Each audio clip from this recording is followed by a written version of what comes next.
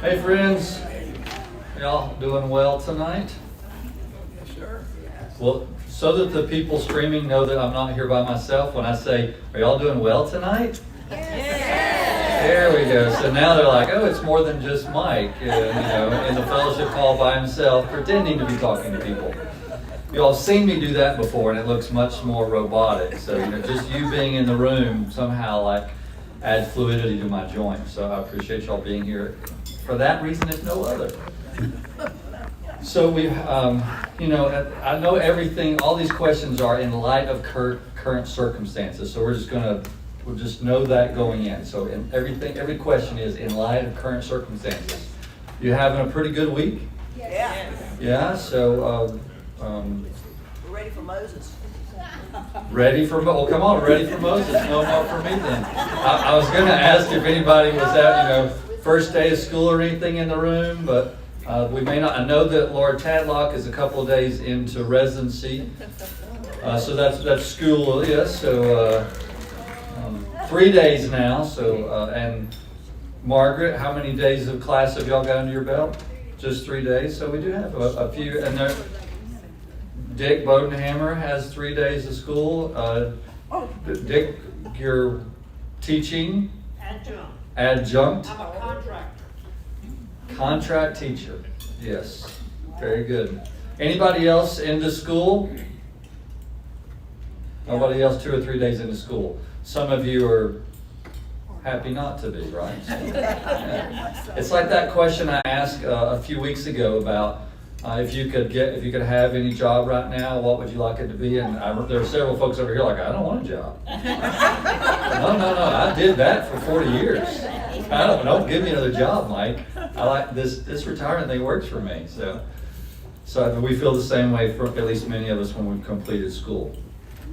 Well, it's good. I'm glad to hear things are going well today. Of course, we all know we got folks across the country and across the globe who are facing tough circumstances, and many friends and family members of ours, and so we carry that with us, but even so, I'm glad we're feeling pretty good. Next week, we do have a call business meeting, so be here next week. It'll be a real brief meeting, the business meeting portion of it. We'll do it right at the beginning. It'll be real brief, unless you all have a whole lot of questions, but it's just the nominating committee is going to bring a couple of recommendations to kind of tidy up some of their work from a few weeks ago. So we just want you all to have notice about that in advance. And of course, tonight we go week 2 of Moses and week 2 of stretching and breathing and meditation and yoga. And that's in the gym, I believe, again this week because of the weather. So before we move to that, though, let me take a minute here and update the prayer list and see if you all have updates as well. You see there that Don Baker has surgery coming up here at middle of next week as a pacemaker, I believe, if I'm remembering correctly. And that's the only kind of hospital or upcoming surgical procedure that we know of at the moment. So we're glad to have no one in the hospital. We have a number of folks who are recovering from surgery and those kinds of things in that line. I talked to Ron Smith the other day, and his recovery's going well, but you may have heard he's now managed to get shingles, so that's kind of not at all what you want, but so he's struggling with that at this moment, so we want to remember Ron. Many other folks on our prayer list, of course, who are recovering from one thing or another. Let's see, as I look down this list, I'm also noting that we've got folks in the room who have family members on the list. I spoke to LaRue a little bit ago, and her daughter Stephanie, who is in Texas, has had a surgery this past week and has had a little dip today. So we want to remember Stephanie as she continues to recover. And George Ritchie's still in the room. George is in the room, and I see his sister is on our prayer list as well, and Becky Griffith's niece. And of course, you remember Karen Watt's family, her mother, to be remembered, and they're dealing with that house fire in the midst of everything else. So a lot of friends and family. Dennis, I think your brother's off the list. Benny's doing a little better. He is. last week he had the monoclonal antibody infusion Mhm. and has continued to improve from that. Glad to hear about that. Dennis, if you didn't hear that report that his brother is improving, so we're glad to get that news. Mary Ann Goodson is not listed here, but I think if you I suspect that you know, but if that thought hasn't made to you, after her recent diagnosis, they're not pursuing any further treatment. Mary Ann's feeling well, doing well, but we want to remember her and her family. And you perhaps got the notice from Jerry Dotson's passing earlier this week, a member, and had not been able to attend recently, but many of you all know Jerry. So we want to remember her family, and those services are this tomorrow, right? Yeah, tomorrow at Elmwood. And of course, as I mentioned earlier, there's fires out west and storms down south and conflict around the globe. Sometimes it feels a little bit heavy when you look out there and see the difficulties that surround us. But there's God is at work in those places, and good people are carrying on that ministry and extending care. But we want to lend our prayers and support each other who have families in those places. Anybody else have updates that you might want to alert us to? We take the cards sometimes, but you may just want to mention one tonight. Okay with that. George? Linda Witt is still enduring Thank you. heavy anemia. Yes, Linda's still kind of in the same place, not made any, David was saying this morning, not any improvement in recent days. So. All right, well, Lynn O'Neill is our deacon of the week, so she's going to come, and we'll pray for Lynn too, because she's got a little accessory that no one wants here. Lynn's broken a foot, so and here I made her climb up on stage, or heartless. Thank you, Lynn. Please pray with me. Heavenly Father, thank you for the privilege of coming to you and sharing with you our hearts and our needs, and sometimes just those unspoken feelings that we can't even enunciate. As we heard Mike mention, our world's in a mess in so many ways. There are so many needs and so many hurts, from hurricanes to fires to war to COVID, not to mention the needs of individuals who are facing transition and death, who are facing surgeries and health impairments. Our church, as we face a transition, Father, you know these things, and the best thing is you care. Please show your grace and give us the peace of knowing that you're still on the throne and that you work things out of your love for us. For in Jesus' name I pray, amen.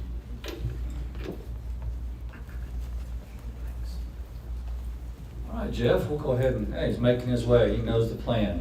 Dr. Leonard, if you're familiar with Jeff by now, right? We're glad to have Jeff back with us.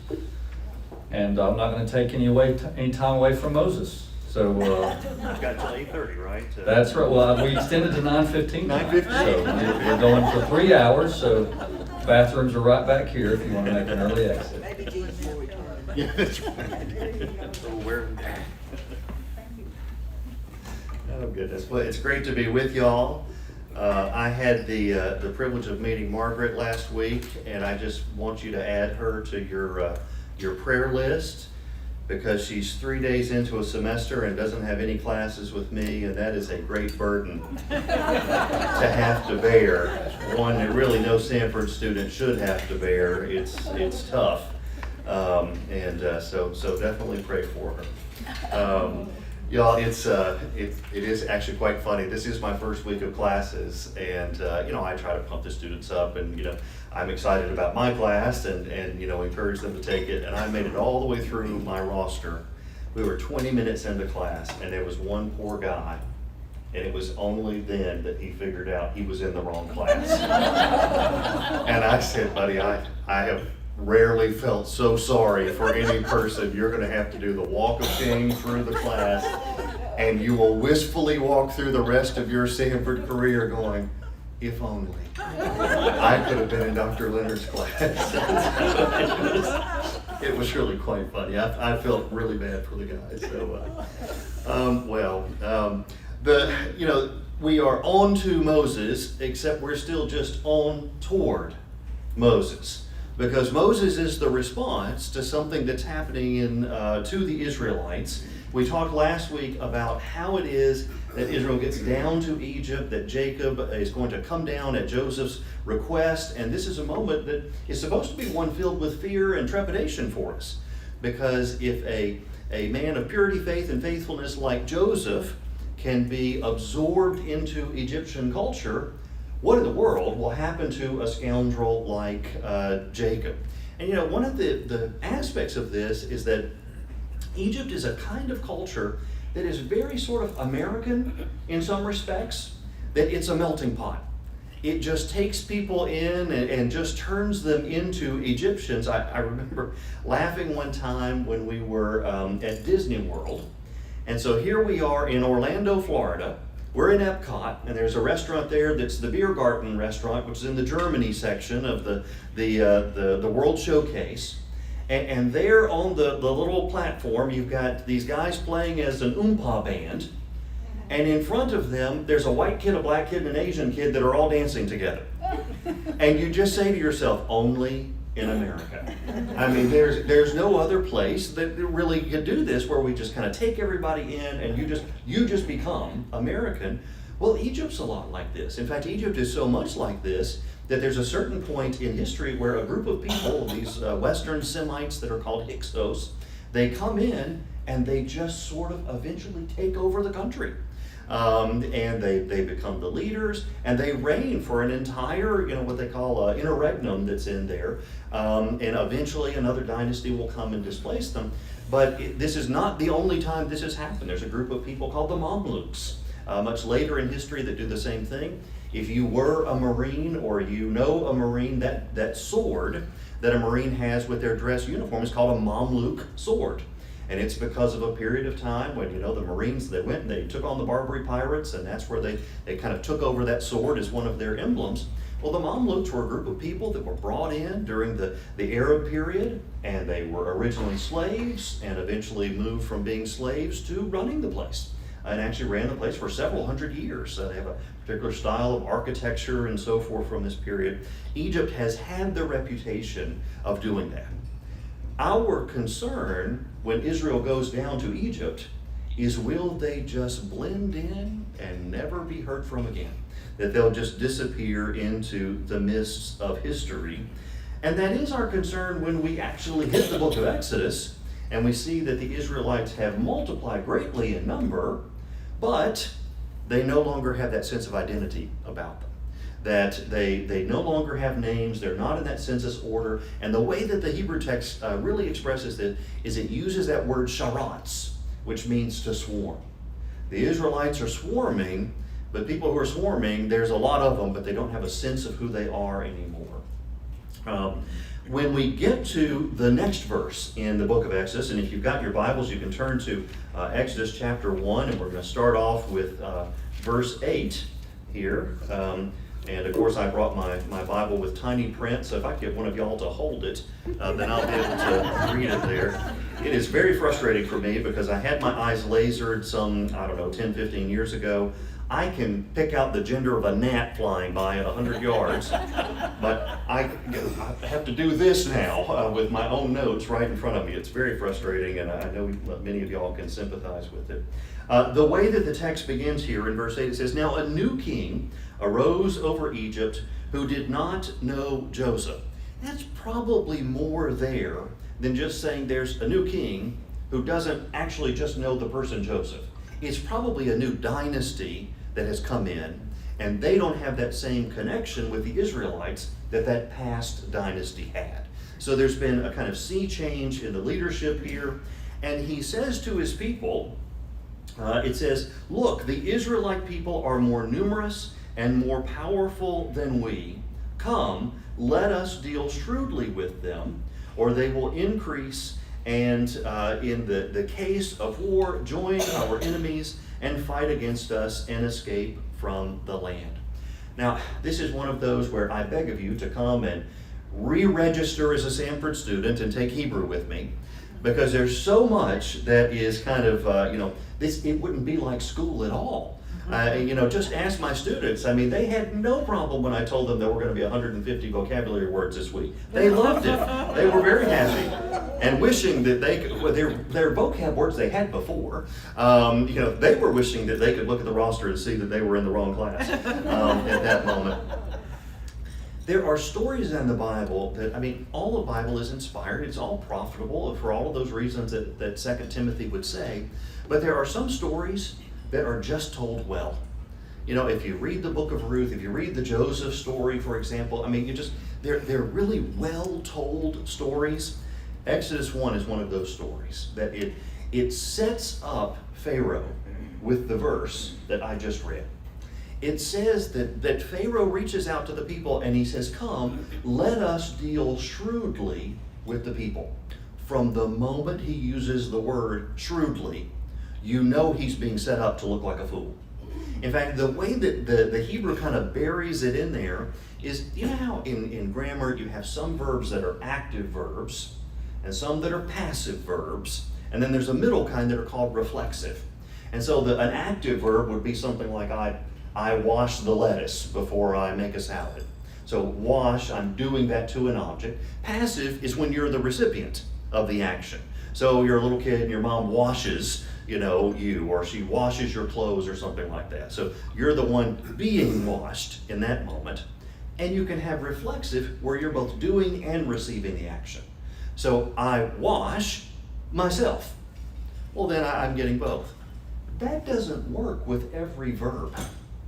It certainly doesn't work with the verb to be wise. You can be wise, but how do you wise yourself? And that's what this verb is. Every time this verb is used in the reflexive in Hebrew, it's used in the context of trying to act like you're smart. It's used in Proverbs in one place where it's talking about don't act too smart in front of the king. In other words, don't be a show-off trying to impress everybody with your knowledge and stuff like that. Just kind of sit there quietly. What's the old expression? Better to remain silent and be thought a fool than to speak and remove all doubt. This is that kind of verb here. Pharaoh has basically said to his fellow people, "Hey y'all, let's act like we're smart." And everything that Pharaoh does from this point forward is going to be foolish. Pharaoh is going to be treated in this passage, he's almost going to be lampooned in terms of how foolishly he acts toward the Israelites. Think about the goal that Pharaoh has. What Pharaoh wants is he wants to curb the Israelite population. And so, number one on his list of how he will curb the Israelite population is he's going to impose slavery, right? Now, this, I think, makes perfect sense because we all know that people who work hard for a living, farmers, day laborers, slaves, those kinds of people, they have no interest in procreation whatsoever. If you want to find a small family or a family with no kids, where would you go to look? A farm. There are no children out of, okay. Obviously, you can see the issue here. This isn't true at all. It seems like probably the lower rungs of society, if you're a laborer or a worker, somebody who's a farmer, something like that, they have more kids than anyone. Whether Pharaoh somehow thought that magically Israelite slaves would come home from working and go, "No, honey, I'm sorry, I'm just too tired," and no longer be interested in such things, all of human history would seem to belie that notion. Pharaoh is thought of as the god of fertility. He ought to know such things, that making people work hard will not dissuade them from having junior Israelites show up. This doesn't really work. So Pharaoh decides to move on to the next plan. And you know what the next part is. When it says that they impose slavery on them, it says the more that they oppress them, the more that the Israelites multiply. And so Pharaoh's going to move to a much more drastic kind of attempt to suppress the population. And you can find that, I'll actually take my reading glasses out here so I can see it.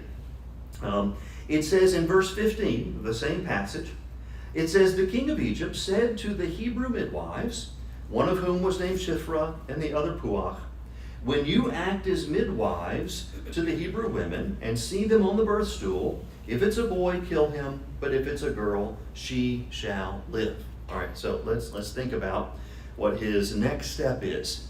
To control the population, Pharaoh is going to kill the Hebrew boys. I used to love going through this when I taught freshmen in high school, because you could just see the gears turn. You know, they got 2 or 3 brain cells they're trying to rub together to create some friction in there. And so I would say, all right, let's kind of think this one through. Let's say that we had 5 Hebrew men and 5 Hebrew women. If we discount barrenness and, you know, twins and triplets and so forth, 5 men, 5 women. At the end of 9 months, how many new babies could we have? Carry the one. 5, you know, and so they would say, yes, you could have 5. You could have 5 new babies. And I would say, okay, all right, let's try it this way. What if we had 1 Hebrew man and 5 Hebrew women? How many babies could we have? And you know the answer that they always gave, 1. And I would say, all right, let's think that one through. And they would stare at the ceiling, and eventually they'd get the right answer, at which point they would begin staring at their Bibles because they didn't want me to call on them and give the answer. I said, how many could you? Well, I guess technically, Dr. Leonard, you could have 5. Yes, indeed you could. You could have 5. Now, where would he find the time? Who knows? But you could have 5 new Hebrew babies at the end. And then this was my favorite part, because I knew what the answer they were going to give. And then I would say, okay, so now let's say, what if you had 5 Hebrew men and 1 Hebrew woman? And because now they kind of got the rhythm of it, they went, 5. You could have 5 Hebrew babies, and you had to stop it. All right, let's think through it one more time. Oh, wait a minute. You could only have 1. It's only 1 with, yes, exactly.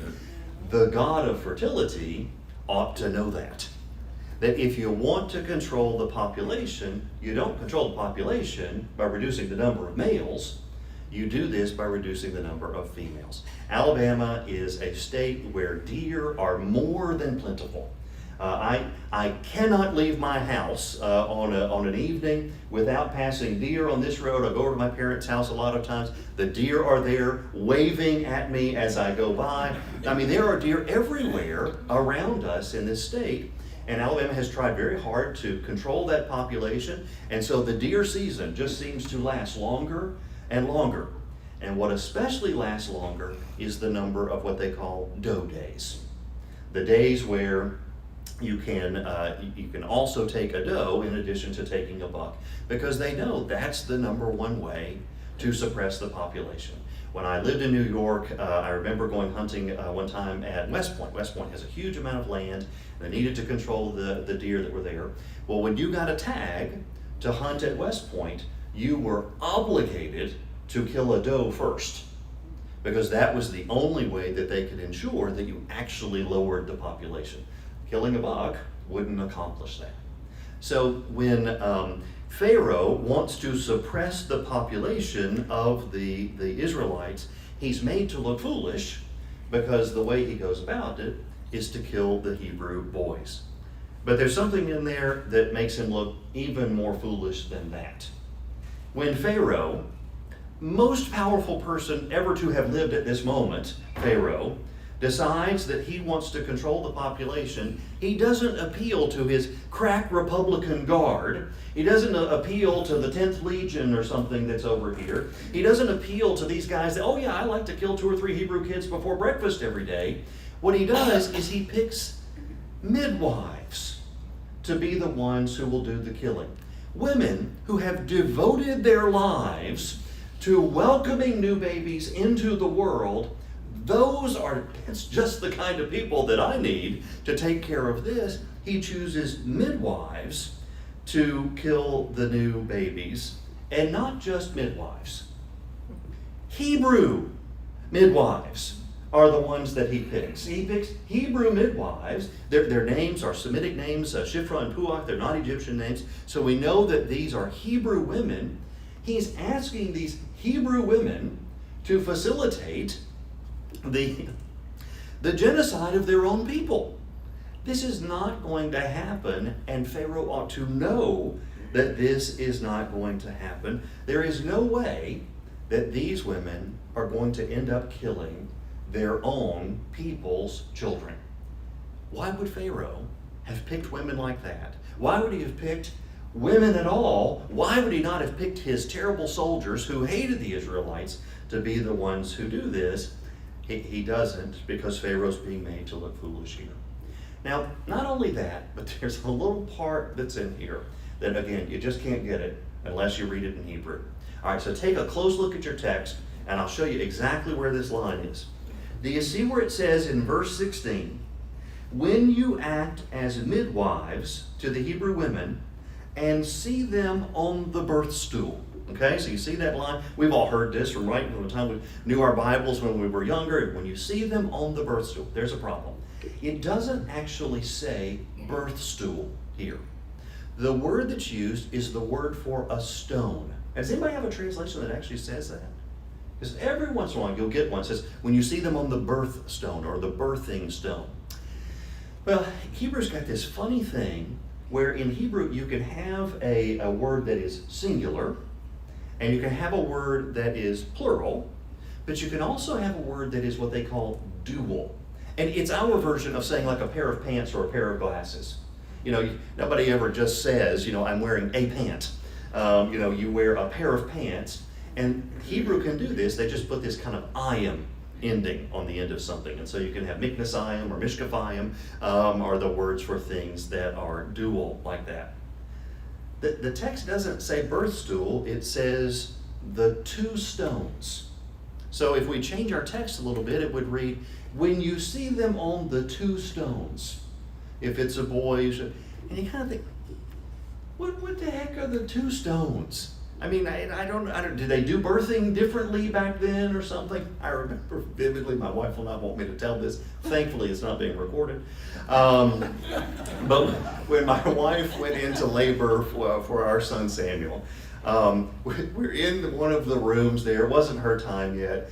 And a nurse goes running through the hallways saying, where's the wand? I've got to have the wand. And my wife said, I am not having this baby until somebody explains what the wand is. now, we later figured out what the wand is. Actually, it was a pretty clever thing. They had all these different lights that were overhead. And those lights, you could click a certain thing, and it would train all of the lights on wherever that wand was that was right there. That was not as reassuring to my wife as you might think in that kind of moment. So it was pretty funny there. What in the world are the two stones? You see, you got to dig a little deeper. When you look at the text, it doesn't say when you see them on the two stones. What it says is when you see the two stones.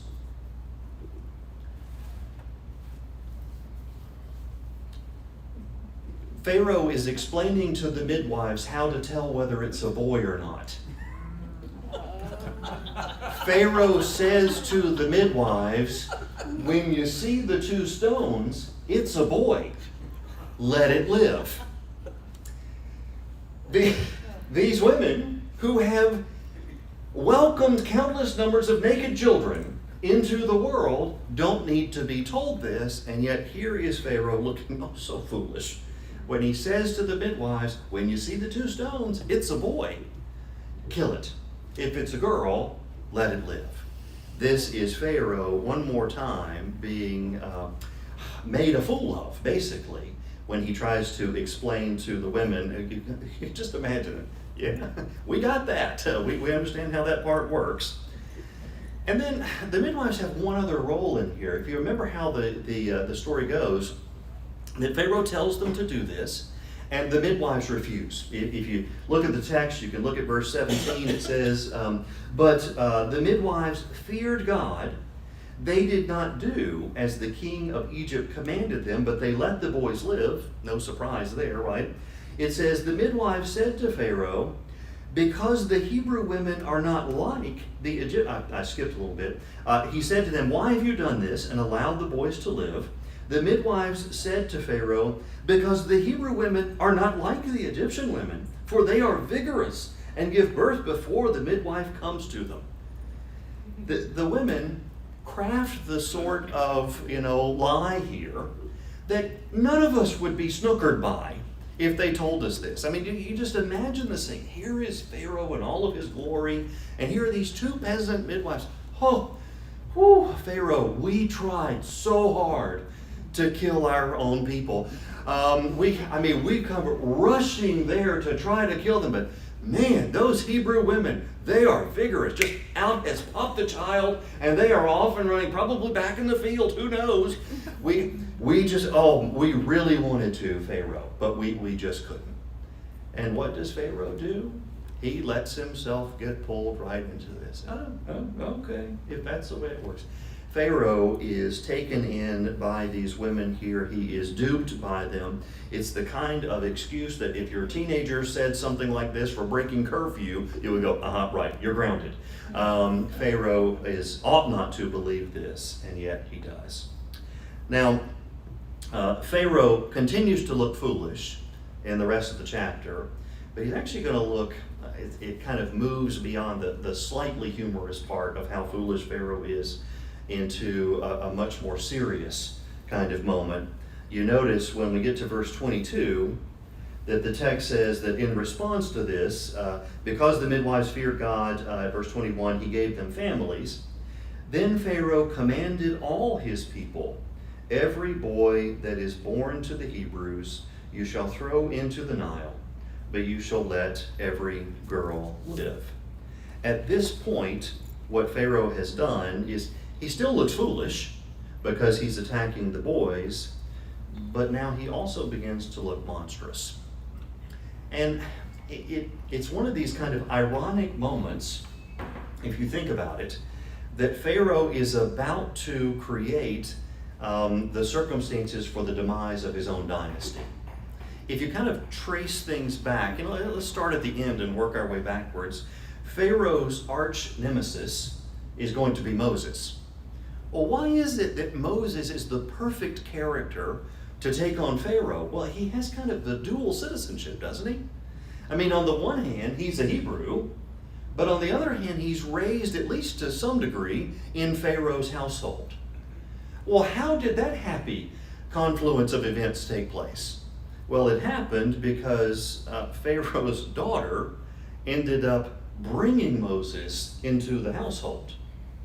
Well, whatever could have led Pharaoh's daughter to bring Moses into the household, it's because there was a young Hebrew woman whose only recourse to save her baby was to put him in this basket and send him down the river. Well, why was it that that was her only recourse? It was because of the brutal edict of Pharaoh himself. It's Pharaoh's edict to kill the boys that ends up bringing his worst enemy, his family's worst enemy, into his own household. This is the ultimate example of Pharaoh looking foolish. He's the one who sows the seeds for his own demise there. Now, I label this particular part of what I'm talking about Pharaoh versus the midwives. But the truth is, this is not really a story of Pharaoh versus the midwives. This is a story of Pharaoh versus God. And what I mean by this is there is a sense in Egypt which was different than the way that other cultures around Israel treated their kings. Most cultures, and including, for that matter, Israel itself, thought of their kings as the son of the God. And so, if you read Psalm 2, you are my son, today I have begotten you. Now, we'll eventually apply that language to Jesus, but when it's first there, that's language that's applied to an Israelite king. This is someone who has stepped into the role of being the son of the God. If you read the Code of Hammurabi, which I know most of you do on a weekly basis, when you see this, the way that Hammurabi talks about the law code that he's prepared, it's this long prologue that is building up to the point that says, I, Hammurabi, humble son of the gods, have created this law code to take care of my people and so forth. This is the way that most cultures thought about their kings. Well, Egypt thought a little differently. They didn't think that their king was a son of the gods. They thought he was an actual god. It's one of the parts, and I don't know if you've ever seen the animated movie, The Prince of Egypt, that they actually nail just right. When Rafe Fiennes, who is playing the character Ramses II there, says, "I am the morning and the evening star. If I say so, it will be done." That kind of language that he uses there, this is the language that the Egyptians would use. They thought of their king as a god. And I don't mean to refer to Rafe Fiennes there without referring to Yul Brynner. Yul Brynner, I am convinced the pharaohs modeled themselves off of Yul Brynner and not vice versa. I took my wife to see the Ten Commandments when it was in the theater, I guess about a year ago, and of course it was great when she figured out how long the movie was going to be. It lasted slightly longer than the Israelites' wilderness wanderings, if you've ever seen it. But I mean, when you watch that movie, Yul Brynner is just astonishing. He's so good in there. This is a character who's thought of as a god. This is a battle between the god Pharaoh and the God of Israel. And it's actually the culmination of a theme that we find in the Torah, in the Pentateuch, in the first few books of the Bible that starts all the way back in the book of Genesis. One of the issues that Genesis is trying to wrestle with is this fact that God has made human beings not to be independent, but to be dependent. God has made human beings to be dependent, and when I lecture on this, the way I'll describe it is on God, on one another, and even on creation. If you think the way that the story of the Garden of Eden works, these are people who are brought to life, in the man's case, by God actually breathing the breath of life into his nostrils after he's formed him out of dirt. In the woman's case, after he's taken the rib and fashioned it. These are people who, literally, their very breath comes from God. They are dependent upon God. They're dependent upon one another. The only thing that God looks at in creation and says not good is the man. Now, some of you had a sneaking suspicion that that was the case. It's not exactly the man per se. It is not good that the man should be alone. And so I'll make a partner who corresponds to him. It's not good for us to be alone. I tend to be an introvert. And so, I'm one of those that during all of this time of the pandemic is like, if I have to hear one more time from one of these extroverts who's struggling because they can't go out, I don't remember any sympathy for all of these many years when I was having to put up with other people. When I had to go out, there is a great one, and it's like introverts. We were making social distancing cool before the pandemic. I tend to be kind of an introvert, and so it's sometimes hard for me to really socialize, but even I recognize I'm not really an introvert, nor should I be, because God made us to be in community with one another, to be dependent upon one another, and dependent upon creation. The couple, they have to work, they have to eat to live. God made us to be in relationships of dependence. Genesis argues that we were meant to be humans, and to be human means to be dependent. And from our very first moments, we decide that we want to be God. And so you remember the way that the serpent's temptation goes after the woman in the garden is, did God say? And then it's looking at it and it says, that this will make you like God, knowing good and evil. This is what we want. Our aspirations are to be higher than being human, and when we do that, we end up falling and becoming less than human. That pattern continues in Adam and Eve's descendants. What does Cain do but take these divine prerogatives, the power of life and death, into his own hands? His descendant Lamech does the same thing. You remember how he says, if Cain is avenged sevenfold, then I'll avenge myself 70-fold. In other words, I don't need God to defend me. I will defend myself. This is a text in which the humans, or at least Cain's line, they're becoming more and more the kind of characters who want to be gods. And humanity is in real trouble at this point, except that one character actually gets it when you read those early chapters of Genesis. There is one guy whose name is Seth, right? The end of chapter 4 of Genesis, it says that he has a son, and he names his son, now I'm going to say this improperly one time so you'll know who I'm talking about, and then I'll say it properly for the rest of the time. Enosh. You ever heard that name, Enosh? It's like Enoch, but with an S instead of a C. Enosh, Enosh is what you really want to say there. He names his kid Enosh, and it says at that time people began to call upon the name of the Lord. In other words, they began to worship God. What in the world is the connection between naming this kid Enosh and at that time people began to worship or call upon the name of the Lord? Enosh is the Hebrew word for human. He names his kid human. Seth finally gets it. We weren't meant to be gods. We were meant to be humans.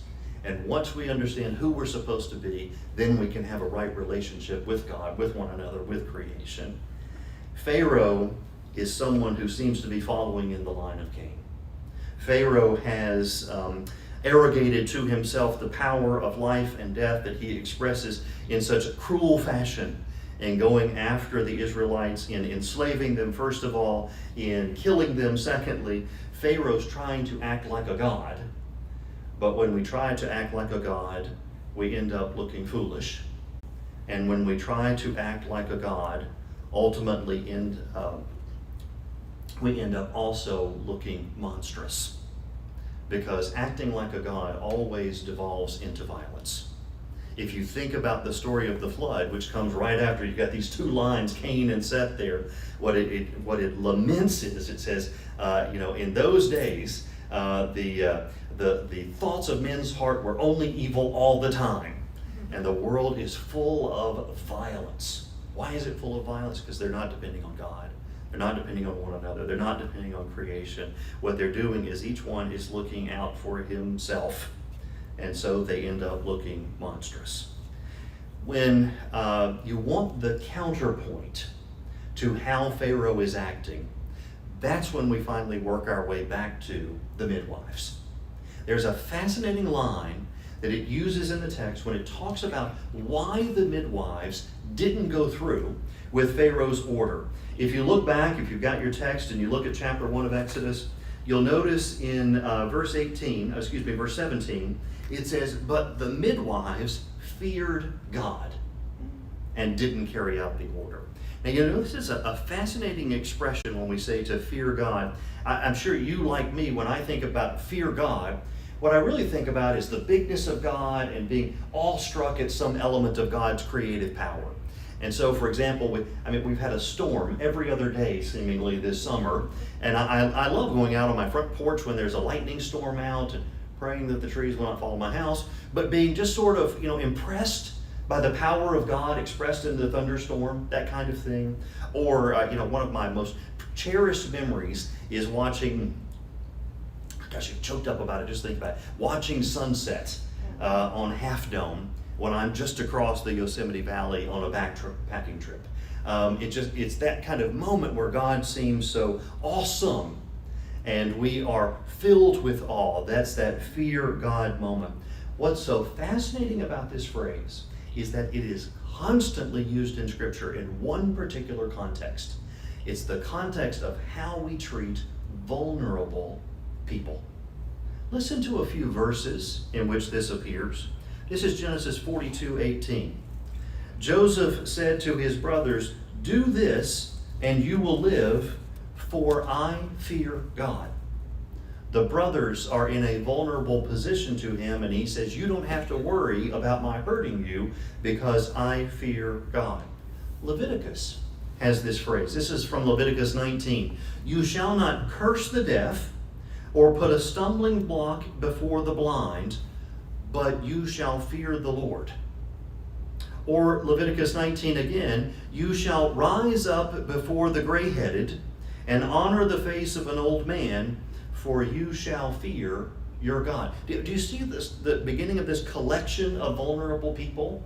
So we had the brothers who are vulnerable, someone who's deaf, someone who's blind, someone who's aged.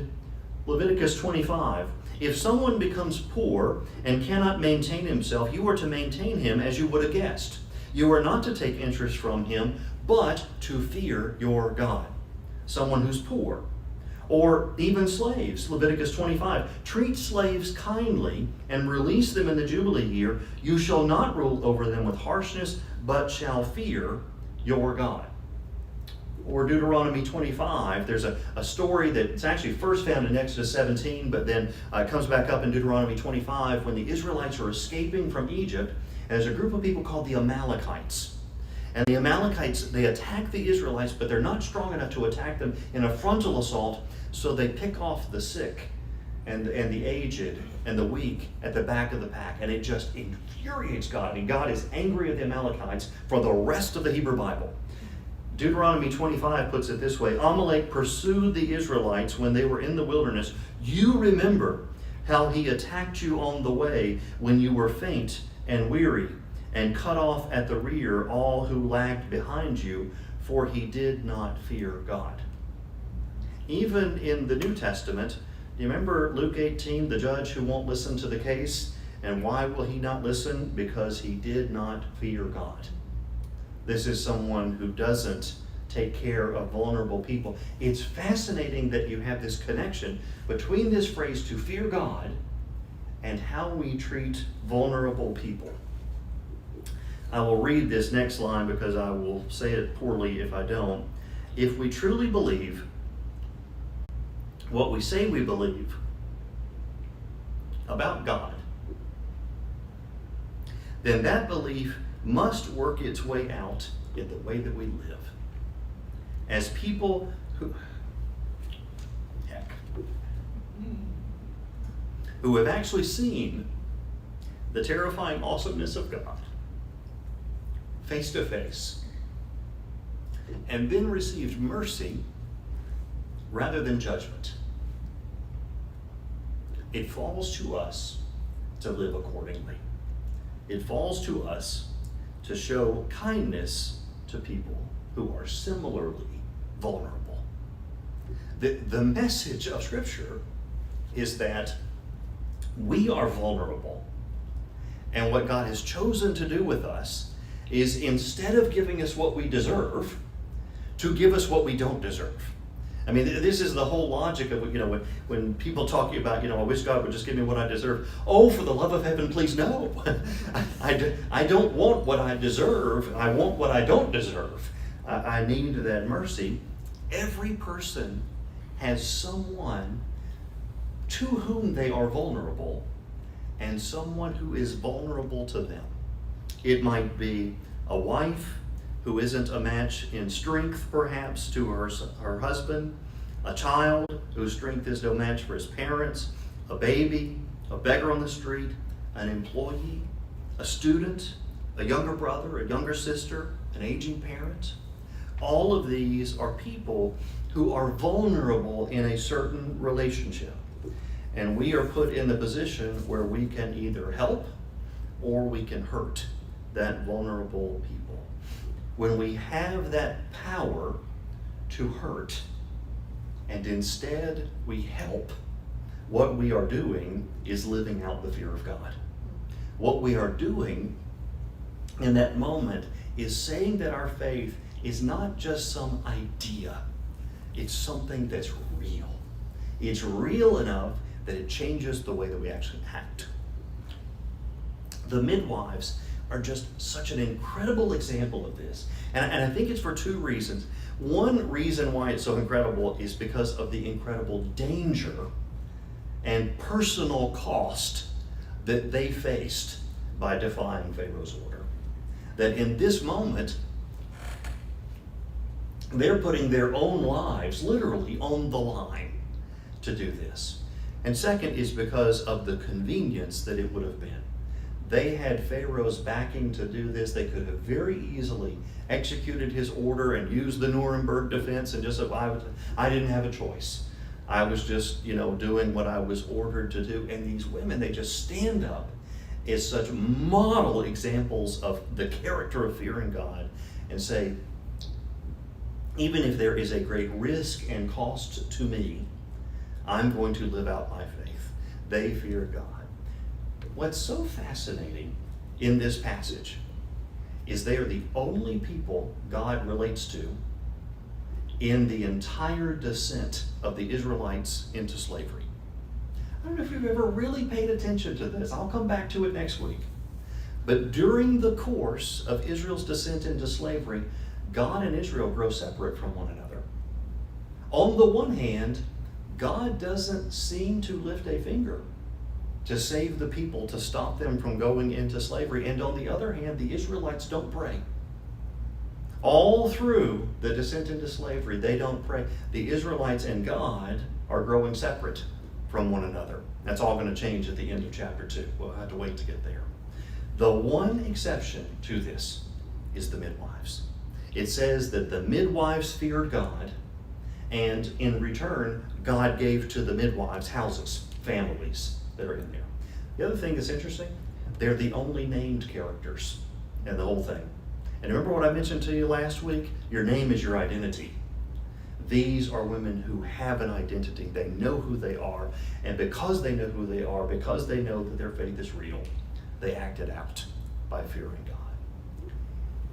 You know who doesn't have a name? Pharaoh. They knew who the Pharaoh of the Exodus was. They knew who the Pharaoh of the oppression was. They never dignify him with a name. Shiphrah and Puah, these women have names. Pharaoh, he's just the king of Egypt. In the grand scheme of things, he's far less significant than these two women. Let's pray.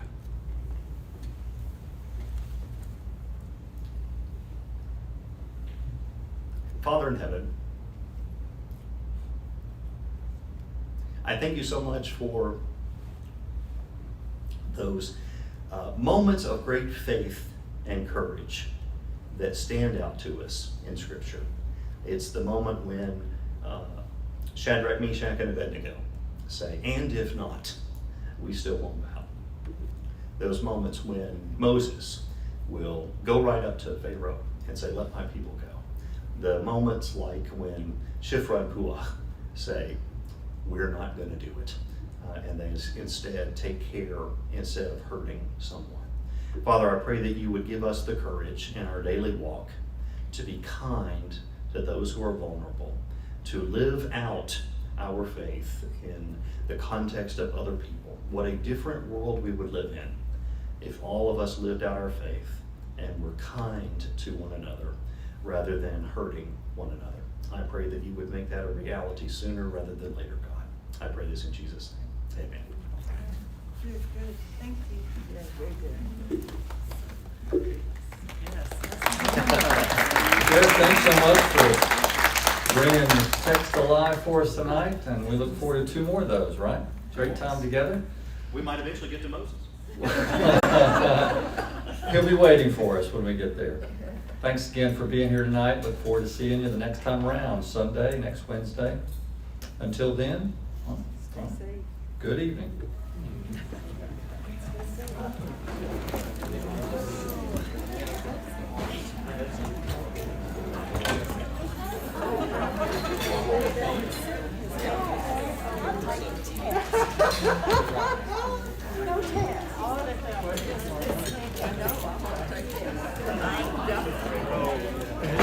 Next time I take it, it'll be the other way around.